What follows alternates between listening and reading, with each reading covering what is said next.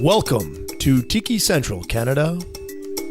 Ever wonder what's in that cool, refreshing drink that you just have to have on that hot summer's day? Me too. Picture a man going on a journey beyond sight and sound. He has left society. He has entered Tiki Central with palm trees, beach sand, blue skies, and God, get me a drink now. Here are your hosts, Craig and Cam, and their wacky views in drinks, life, and maybe information. Okay, hey folks, and how we doing today? Hey everybody. Hey, I'm doing pretty good. Yeah? I got my, Timmy's and a beer. I guess we're just doing a combination today. We're combining together the two. Yeah, well, of, I mean, both worlds here. something to wake us up and then something to bring us down a little bit. That's it.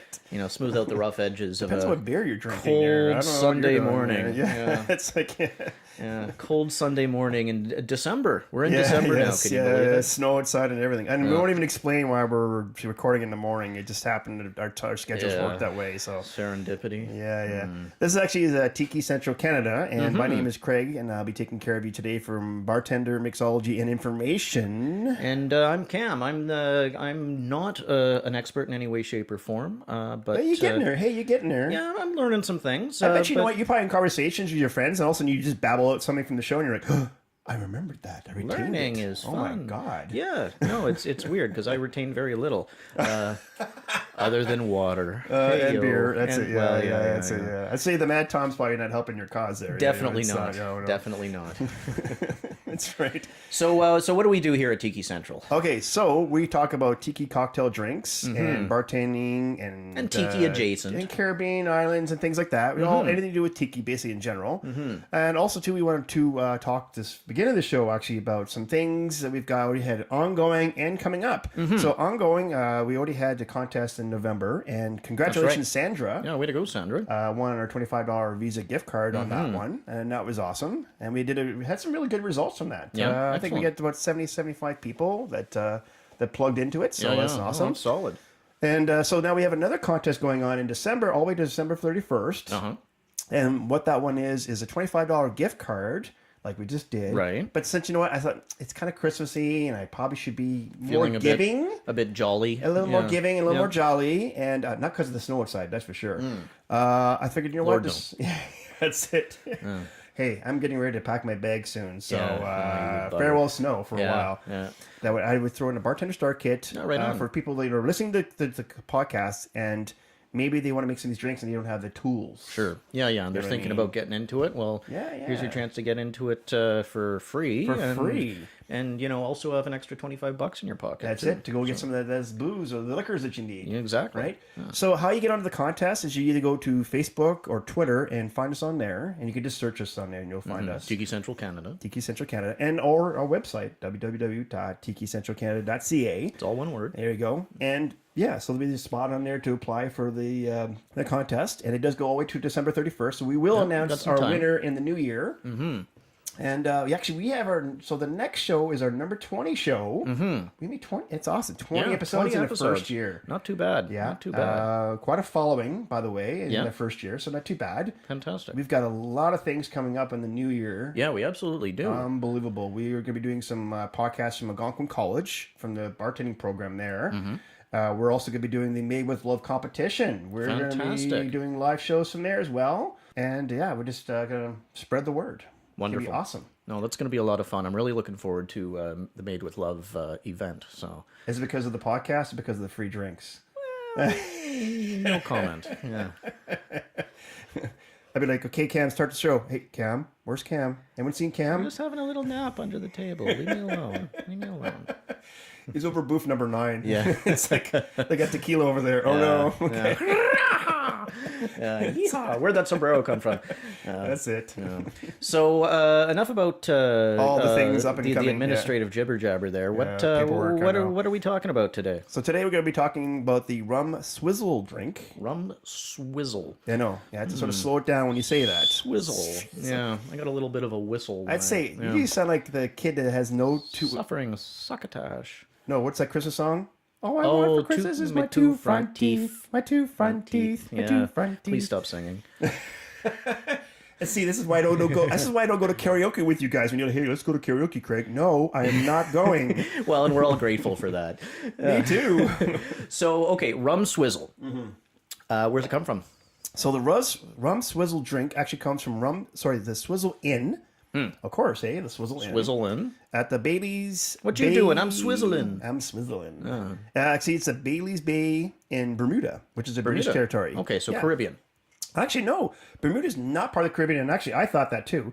So doing my research, Bermuda is actually far enough north and more towards the east that it's actually part of the North Atlantic Ocean. Really? Not part of the Caribbean, as we all thought. Growing up, everyone goes to the Caribbean islands. And hang out in Bermuda. Let's go in Bermuda. Yeah, no, it's not part of the Bermuda at all. And yet, it's still a beautiful place to live. Oh my God! In the North Atlantic. Anywhere besides here right now sounds good. Northern South Atlantic, I suppose. Yeah. Yeah. Well, that's very interesting. So Swizzle Inn. Yes. Bermuda. Yep. It's a British territory, right? You got it, man. Yep. Sweet. Okay, I'm getting this. Hey, see, getting it all in there. Yeah. What era is it from? Is this a modern take on kind of tiki sailory stuff? Actually, it's just from the first generation of tiki culture in 1932 at the Swizzle Inn, and like I said, it's a British pub. Okay. Yeah. British pub in a semi-tropical environment. Nice. All I can think about is men in safari hats. That's all I can think of. Wrong continent. So created by a British fella? Well, there's actually no definition person actually that created the drink. But in 1930, the drink was referred to in a book written by Joseph Hergesheimer. That's why I have you on the show for. Just to correct me and all the translator. What is Craig saying? I have no clue. So Joey Jojo. Joey Jojo. We actually referred to it in a book in 1930s. Okay. But since 1962, the pub is actually operated by the Correia family. And that's John and Jackie, the husband and wife that ran it for many years. And then in 1990, the son took over, Jay. Okay, Jay took over. Yeah. So same family since the 60s. Yeah. That's decent. And they're still running it today. Over 50 years. Yeah. Cool. It's awesome, eh? Yeah. So what's so special about this Swizzle Inn? Yeah, the Swizzle Inn. So the Swizzle Inn actually has visitors all the way dated back, and their visitor they actually have a book, and you go a place and you sign in I was here. Yeah. When you go to a wedding and you register yourself. Many happy returns. Yeah, exactly. Yeah. Good luck. Yeah. Good luck on the divorce. But anyway. Yeah. Talks to be here. That's right. That kind of thing. Yeah. Hope you like your gift. Yeah. It's a blender. Yeah. No, actually, they have in their visitor books, they do have some signatures all the way back from 1942. So it actually has been around for a long, long time. Quite a while, yeah. Yeah. Now, you know how, I think I've mentioned this before, every Caribbean island has this one bar, they say, this is the go-to place. Sure, yeah. So the Swizzle Inn in the Bermuda is the most famous world bar. Mm-hmm. And any famous people, when they go to Bermuda, this is the bar they go to. Right. And actually, a famous person that's a resident of the island, Mr. Michael Douglas. Michael Douglas. Yeah. Wow, yeah. He was great in that movie. I remember him in Romancing the Stone, Basic Instinct. That's Well, yeah, that was pretty. And he's married to Catherine Zeta-Jones, so I don't know what. Is it Catherine Zeta-Jones he's married to? Yeah, so I don't know what magic leprechaun this guy kidnapped as a child, but Jesus. Then again, he is Hollywood royalty. So he's one of those guys. He's a figure, a big, huge figure in Hollywood. He's right? Spartacus's son, for crying out loud. Yeah, exactly. And he's even in Ant-Man just recently. That's right. That's right. He's a professor in Ant-Man. Yeah, as a young Michael Douglas. It's weird and creepy. Computers are taking over the world. CGI'd there, I think. I don't know. Yeah. Oh, absolutely. Yeah. So okay, cool. So this was this is a hangout of his, or was a hangout of it? Who knows? Well, maybe it is still. I don't know. So anyway, the inn originally was open in 1930s, and so what would happen is that people go in there, and because it's such a famous place, that when we go visit, they would autograph their names on the wall. Sure. And on the ceiling. Okay. Oh, that's cool. Yeah. So when you go in this bar, back room at a concert hall kind of thing, right? Like the green room where performers, famous musicians would be. Exactly, and Beatles were here. Exactly. Yeah. Long live John. There we go. Yeah. Paul lives. Paul lives. Yeah. That's it. Damn it. 1950s. Well, he's got so many divorces. Like, dude, how many times I did he know. get divorced? And his hair remains mysteriously brown into his, like, how old is he now? Like 1 million? Yeah, exactly.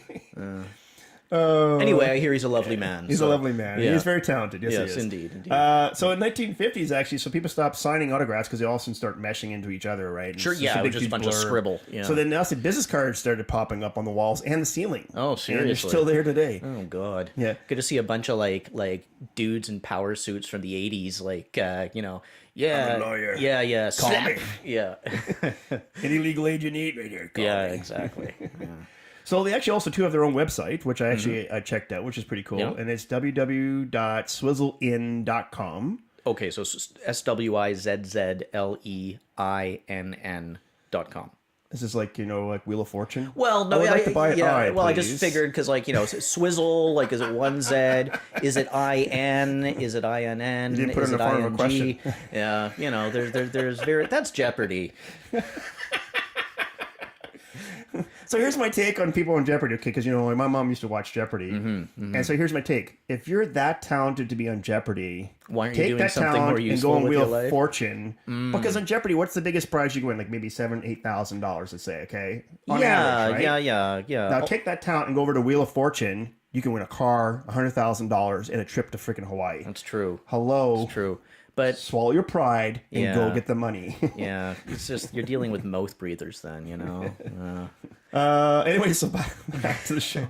So anyway, on this site also too, you can also buy merchandise. So they have like coffee mugs, T-shirts, and hats of coffee mugs, the traditional drinking glass for rum-based beverages. That's right.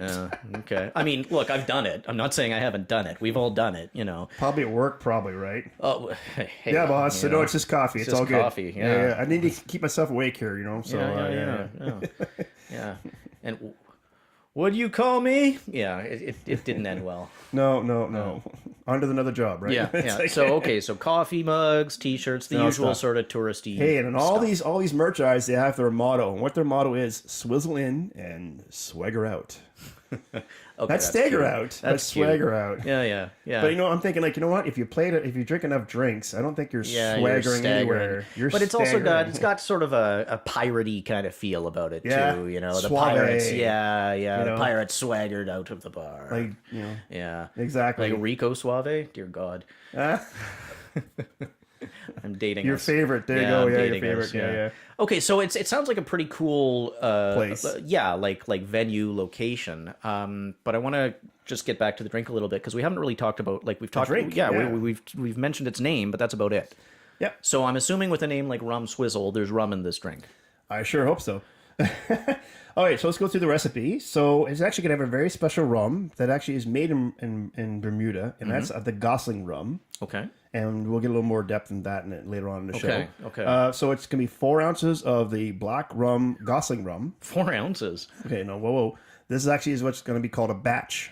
So okay, I got it. In other words, you're making a big, huge for container of it, and then you're going to serve it to a bunch of people. Right. It's like a sangria kind of. I guess their motto is that you never drink alone.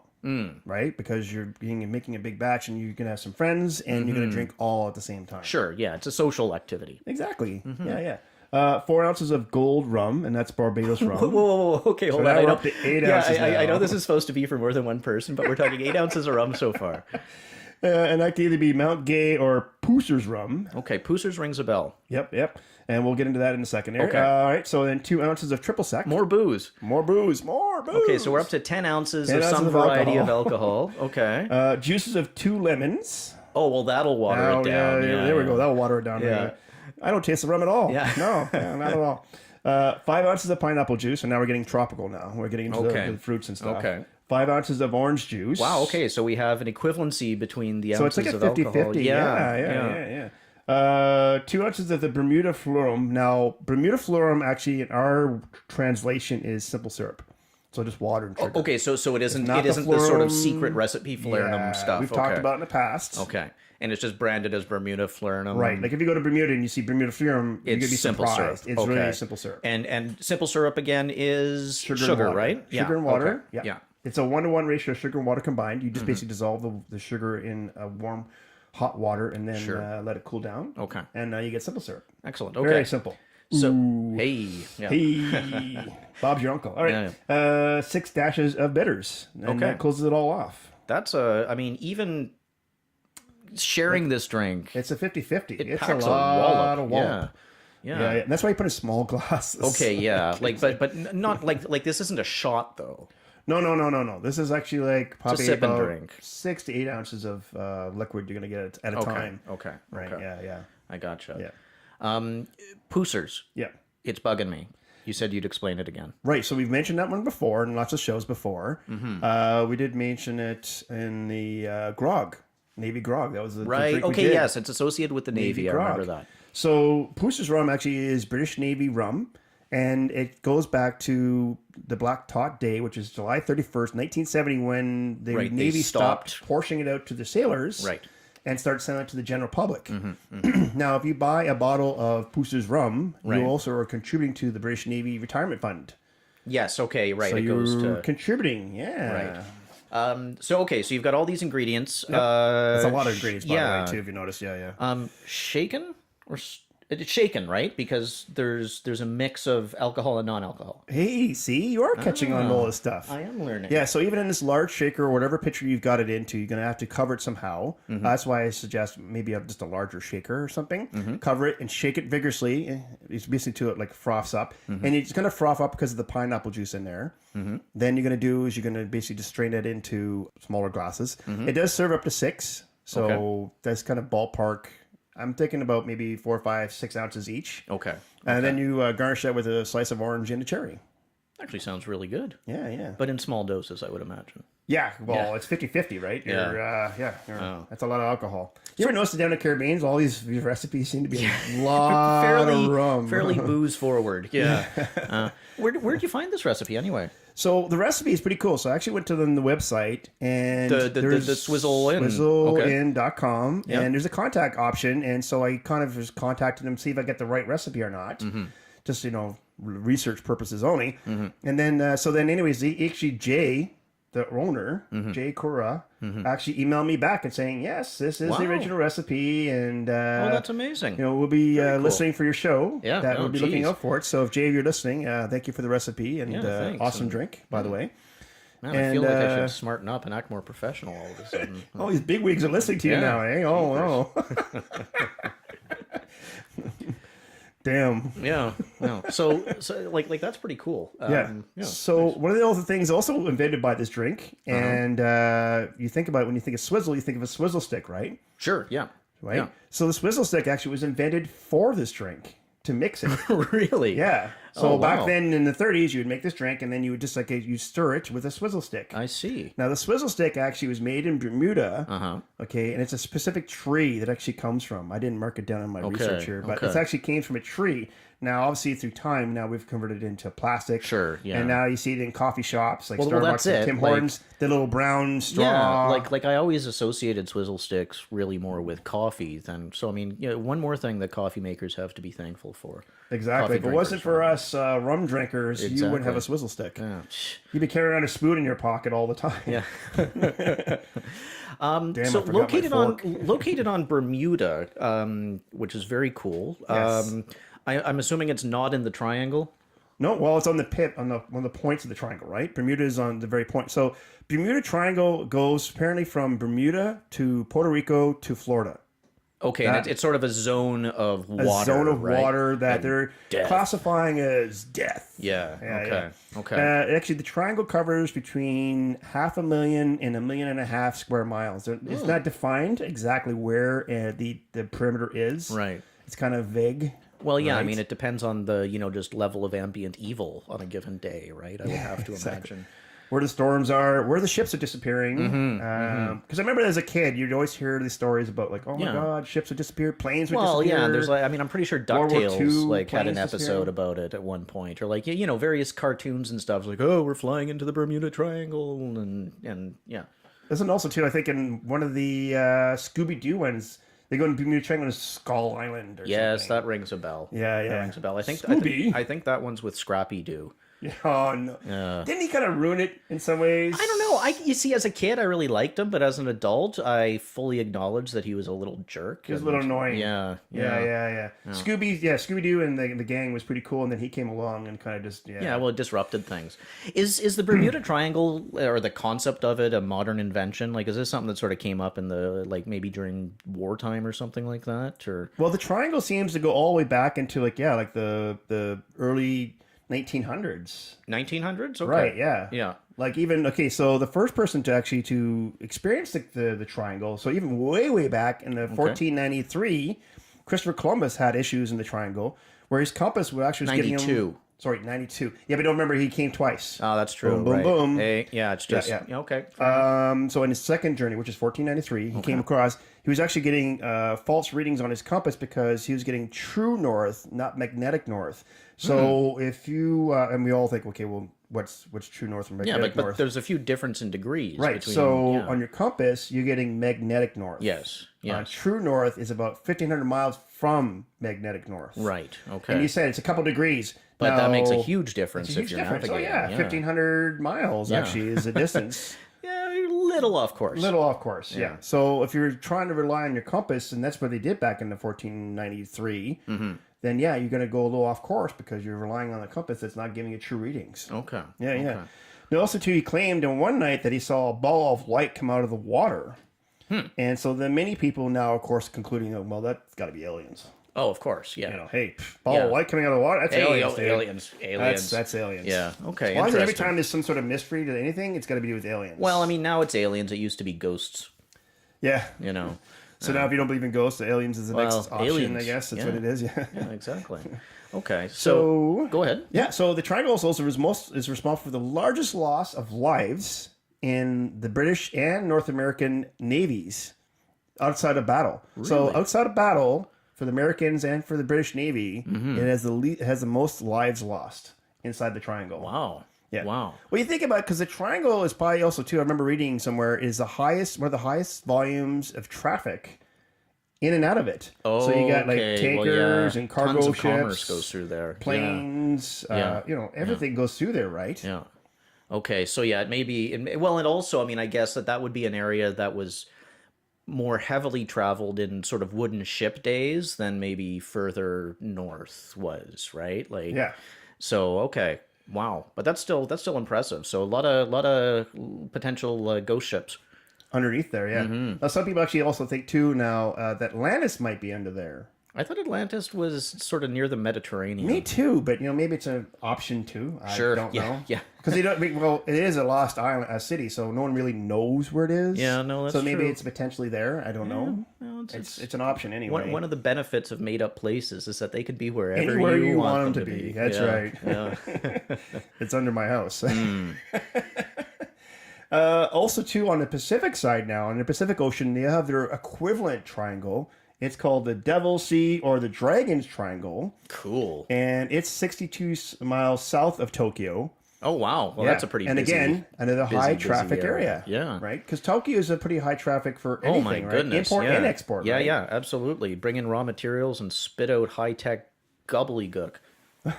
And sake. Now, you lived in I did. Tokyo for a while. So what is your take on Tokyo? Yeah, so I didn't live in Tokyo. I lived in Japan. Okay. But I've visited Tokyo a couple of times. And it's an amazing city. It's enormous. You could spend your entire lifetime there and still not just barely scratch the surface. Right. And so as essentially a tourist there, it was fun, but it was difficult to figure out where things were and what things were. So what I mean by that is that you'd have something that just looked like basically an office building, and on the ground level, that's exactly what it looked like. Yeah. But it's 25, 30, 40, 50 stories tall, and it's got, multiple nightclubs and bars just on higher levels. So you have to look upwards. Yeah, and it's weird because I'm not used to that. So it became challenging to kind of find, we'd arrive at the location where there's supposed to be this, hip and happening cool place. Yeah. And, it's at night and we're like, okay, well, where is it? This is just an office building. What the hell are they talking about? It's like Spark Street after 5 o'clock on the weekends, dead. And yet, there's all this stuff going on, within the structures, but it's hidden unless you're sort of aware of so you have how to look to look. upwards. Yeah, up and side to side. But But didn't also you say too that the population of those major cities so is equivalent to basically Canada, right? The Tokyo, Yokohama, Kawasaki metropolitan area, because basically these are three cities that grew into each other into like one massive area. Well, exactly, but it's still just a city. Yeah, I mean, they've got, I think it's, last I checked, it was about 35 million people. Wow. So that's insane. Yeah. It's such a small area. Yeah. And that's exactly condensed. it. It's very, very dense, and they don't have a lot of lateral space. So the other option is to build vertical. I wonder if I guess that's what we're starting to see in a lot of cities now too, right? Like over here in North America. Oh yeah, no, absolutely, right? I mean, if you want to have higher density, if you want to have higher density housing, the only way to go is up. I mean, personally, I like to stretch my legs out a little bit, but it's the wave of the future for cities. There's no question. Yeah, but also too, like, I don't know about you, but like I get to a certain floor in a building and I'm like, okay. I mean, I've been in some hotels in like Toronto and Chicago because I used to work in Chicago, and I kid you not, I remember it was one night we were sleeping in Chicago at a hotel. It was for a conference we were going to. I think it was on like the 35th or 40th floor, and I could literally feel the sway. Oh, the sway of the building, right? Building. Like, it was very uncomfortable because I'm like, okay, you feel like, like, is a building going to just fall over? Is this the time it's going to like sway just a little bit too far? And yeah, like, it actually sways. Yeah, well, and I've never really understood why the super rich people want to live at the top of the building. I mean, I get it, you get a beautiful view, but unless you have your own private elevator, it is incredibly annoying. Well, yeah, and also because you have to wait for the elevator the longest. Yep. You also have to like deal with other people the entire way up. Yep. It's it's one of those weird inconveniences. But also too, like in some of these buildings too, especially like in New York and stuff like that, the air gets thinner. That's right. In some of the higher floors. Yeah. And also too, the pressure changes. Oh, so literally, the weather you see outside your window is different than on at the ground level. Yeah. Where did it come from? So what are we covering today? So the liquor rum that we just talked about in this recipe from Bermuda actually is the Gosling Black Seal rum, and that's what we're going to talk about today from Bermuda. Okay. Yeah. So is it like, is this like a black seal, like a sea seal, like earth? Yeah, if you actually look on the bottle, there actually is a black seal on the bottle. Like the animal? Yeah, the animal. Oh, He's cool. balancing a ball on the bottle. Oh, that's hilarious. Yeah. So how that happened was that back through time, that used to actually back then would put it in champagne bottles. Sure. Okay, the company would do it, and then it would put wax over top to seal it. Sure. Yeah. Right, and it'd be like a black wax.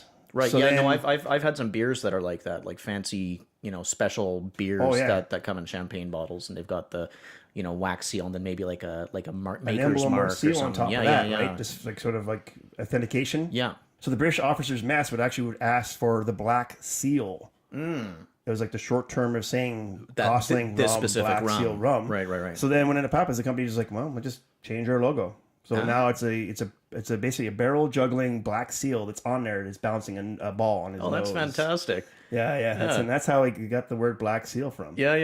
Oh, that's hilarious. So, like, how did it start?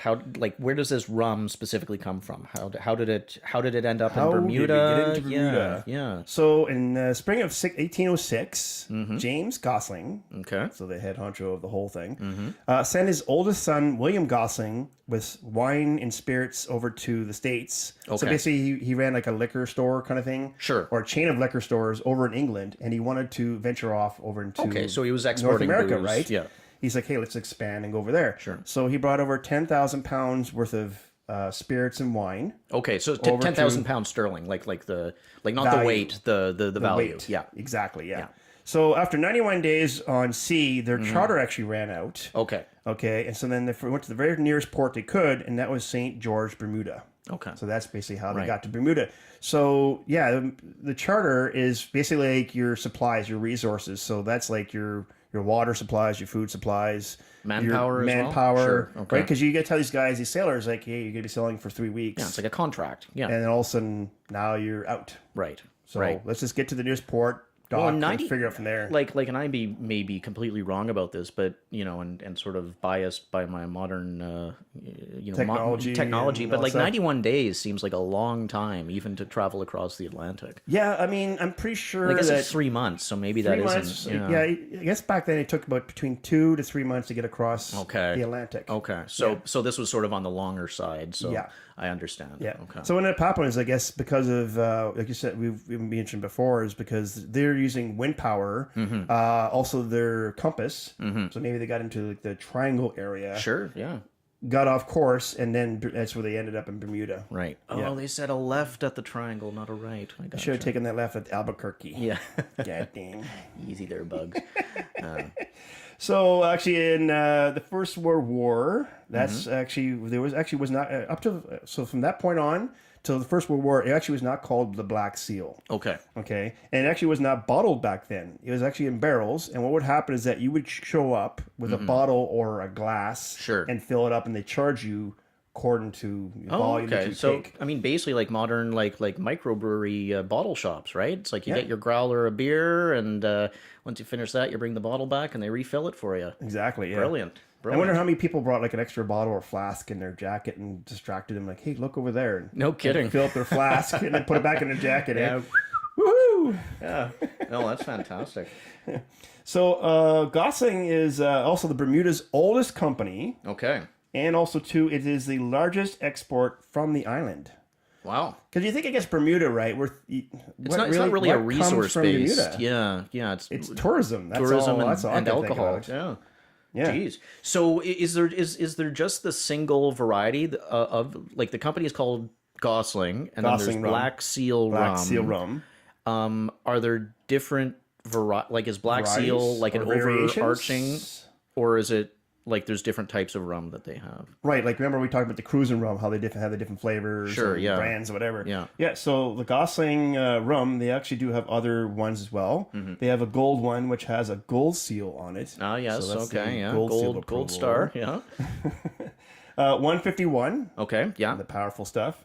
Also, they have one called Dark and Stormy. So Dark and Stormy is a cocktail that actually deals with Gosling rum, ginger beer, and lime juice. I see. And then that's it. 3 ingredients. Okay. So they actually have a specific rum that you can use to make it dark and stormy. Also, too, they would sell ginger beer. Well, makes sense. If you're going to be selling one half of the drink, you may as well sell the other half, right? Okay. Yeah. Yeah. And so the rum actually is also aged in charred American used barrels. Okay. So that adds smokiness and... Right. Okay. So smokiness, you're also going to get more of the caramelization, okay, yeah. the color, right? You're going to get more of a darker color coming out of the barrels.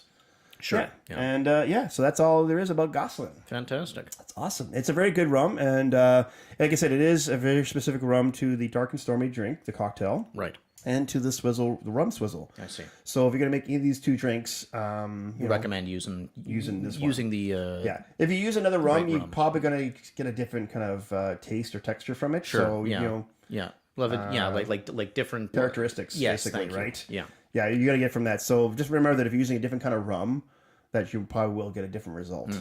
Yeah, for sure. All right, so, hey, let's talk about who we are. And so we are TikiCentralCanada.ca. All one word. All one word. And don't forget, guys, like I said, we do have a contest going on till December 31st. So do put yourself in Facebook, Twitter, even our website. We have all the links there to get in. It's a $25 Visa gift card and a starter's kit for a bartender. So if you're at home and you're like, well, I want to make these drinks that Greg's talking about, maybe stirring or shaking it, and even like maybe a shot glass to measure, then all that stuff will be in the kit. No, that's wonderful. Yeah. Can I sign up? You go, no. I've seen you make drinks. I don't know if that's a good idea. It's probably a disaster waiting to happen. Just stick to the beer, okay? Yeah. You got a buzz. And on there, like I said, we have the contest on there. Also, you'll see us on there. Yay, waving. Cam still needs. I really need to get that done. One of these. I got to get another haircut. I tell you what. Go to the mall. Visit Santa Claus. Take the picture of Santa Claus. Oh, geez, that would be fun. And there you go. Actually. There's a photo. Now, I'm not quite sure if they're going to let you bring in a bottle of rum with you. Maybe I'll just when I go back home to see the family this Christmas. Maybe I'll just scan one of One of my actual childhood Santa Oh photos. no. Yeah. There we go. Yeah. Yeah. Do that. may be There we my go. We'll option. put that on the website. Also, too, we do have a recipe page on there. So if you're looking for some recipes, maybe to entertain your friends and family, because we do have, everyone has Christmas parties coming up. Absolutely, And New Year's Eve parties and things like that. Yep. Also, too, we have an episode page on there. So if you want to look at different episodes and maybe even the history of some of these drinks, you can definitely check that out. And we also do have a subscribe page. So please do visit that and subscribe to us on either iTunes, Google Play, or Player FM. That just helps us out because if you notice, we are not sponsored by any products or any services. We are basically self-driven. I am anyways. Yeah. Day and night, 2 a.m. Oh Yeah. God, why am I doing this again? I'm not quite sure, but okay. Well, better you than me. That's right. He just shows up, where's the beer and where's the script? That's all Pretty I much. need. Yeah. Okay. I'm the talent. That's right. Musical talent. Yeah. And for my next feature. Yeah. Here's Cam being surly. There we go. So there's all kinds of information on her anyway, folks. So do please visit. We are doing our final episode in mid-December, end of December around there. It's our 20th episode. So 20 episodes in our first year. Not too bad. Yep. Pretty good. Pretty good. A lot of listeners. I think we're up to like 600 or 700 listeners on our show now. Wow. So thank you for listening, folks, and sponsoring us for sure. And also want to thank Rochelle, our media coordinator, who does a lot of the work for us as well on our internet social sites and stuff like this. Thanks, Rochelle. Yeah. So just let you know for a heads up, on the New Year's, we have tons of stuff coming up. We'll be doing some live remotes from Made with Love competition that's going to be here in Ottawa in February and March. We're also going to be doing some live podcasts from Algonquin College, the bartending program there. And just a lot of cool things we're going to be doing in the next New Year. So do stay tuned and tune in when you can. I know not every single time you guys can tune in, but whenever you can, please do. And I think that's it. I think we're off to get more drinks. Yep. I'm dry. Wait, driving or dry? I'm not quite sure don't which one. remember. Well, if you can't remember, you shouldn't be driving. You should just be dry. This is true. It's it. This is true. All right, folks. I think we're going to head off there and get some drinks. We'll talk to you next time. Take care. Later.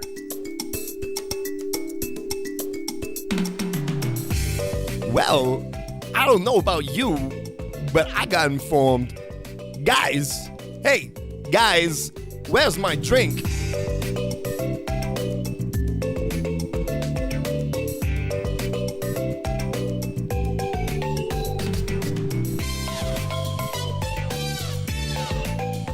Luke.